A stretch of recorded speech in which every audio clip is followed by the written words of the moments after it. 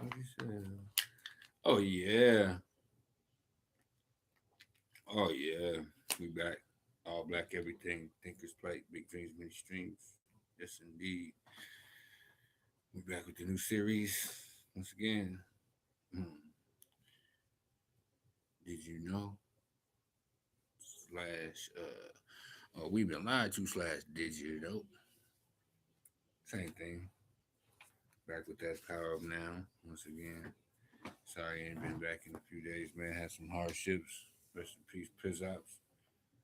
Rest in paradise, my king. Tough things going on. Life cycles. But peace and love to the fantastic ancestors, man. We getting it in, keeping it pushing as we do. When things like this happen, we celebrate after we mourn. Love you, Pop. We're getting into it. Like and share, subscribe, and thumbs up like you're hitchhiking. Moving deeply into the now. Here we go. It says, don't seek yourself in the mind. I feel there is still a great deal I need to learn about the workings of my mind before I can go get anywhere near full consciousness or spiritual enlightenment. No, you don't. The problems of the mind cannot be solved on the level of the mind. Let me say that again. The problems of the mind cannot be solved on the level of the mind. Let that sink in a little bit for you. Once you have understood the basic dysfunction, there isn't really much else that you need to learn or understand. Studying the complexities of the mind may make you a good psychologist, but doing so won't take you beyond the mind, just as the study of madness isn't enough to create insanity. You have already understood the basic mechanics of the unconscious state, identification with the mind, which creates a false self, the ego, as a substitute for your true self, rooted in being. You become as a branch cut off from the vine, as Jesus put it. The ego's needs are endless. It feels vulnerable and threatened, and so lives in a state of fear and want. Once you know how the basic dysfunction operates, there is no need to explore all its countless manifestations. No need to make it into a complex personal problem. The ego, of course, loves that. Don't create problems for yourself. It's only a situation or a condition. And you work through it. Work through it, work it out. You know what I'm talking about. Let's see. It always seeks for something to attach itself to in order to uphold and strengthen its illusory sense of self, and it will readily attach itself to your problems if you create those problems, that is. This is why, for so many people, a large part of their sense of self is immediately connected with their problems. Once this has happened, the last thing they want to do, excuse me, the last thing they want is to become free of them. That would mean loss of self.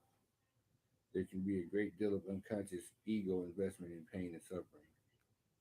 So once you recognize the root of unconsciousness as identification with the mind, which of course includes the emotions, you step out of it, you become present.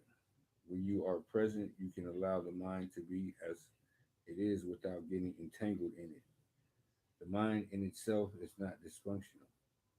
It is a wonderful tool. Dysfunction sets in when you seek yourself in it and mistake it for who you are. It then becomes the egoic mind and takes over your whole life. Kill that ego, kill that ego, kill that ego.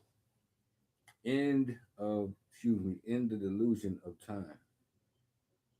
There is no time. It's the same time it is now as it was then. It's only now. It seems almost impossible to disidentify from the mind. We are all immersed in it. How do you teach a fish to fly? Hmm. Here's the key. End the delusion of time. Time and mind are inseparable. Remove time from the mind and it stops, unless you choose to use it. To be identified with your mind is to be trapped in time. the compulsion to live almost exclusively through memory and anticipation.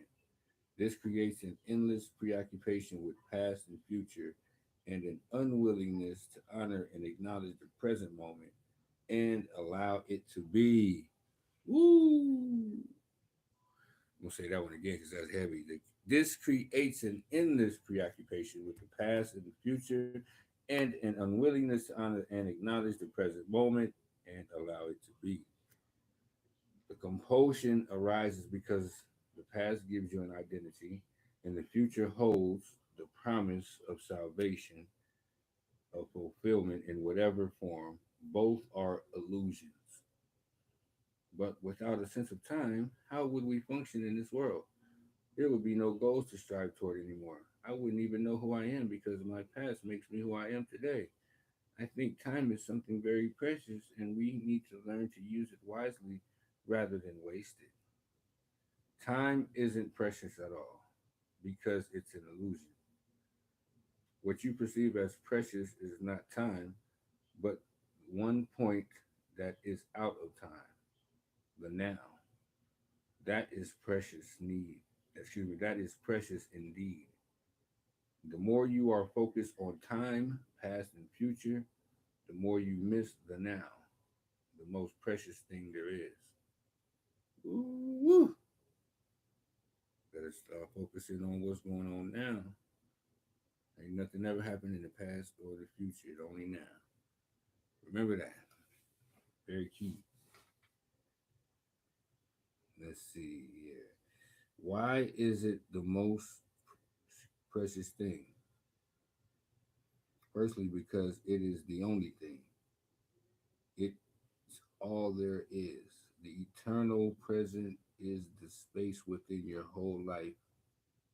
Excuse me, the space within which your whole life unfolds. The one factor that remains constant. Life is now. There was never a time when your life was not now, nor will there ever be. Secondly, the now is the only point that can take you beyond the limited confines of the mind. It is your only point of access into the timeless and the formless realm of being. Become timeless. Ooh. Be water. Shout out Bruce Lee. Peace and love, y'all. We gonna get it right there. Power of now. Get you some.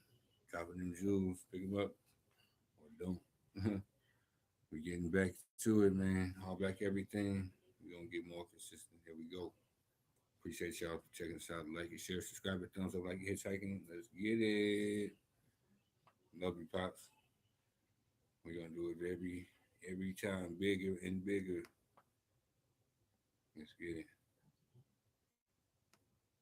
Ride in paradise with the fantastic ancestors. Yeet.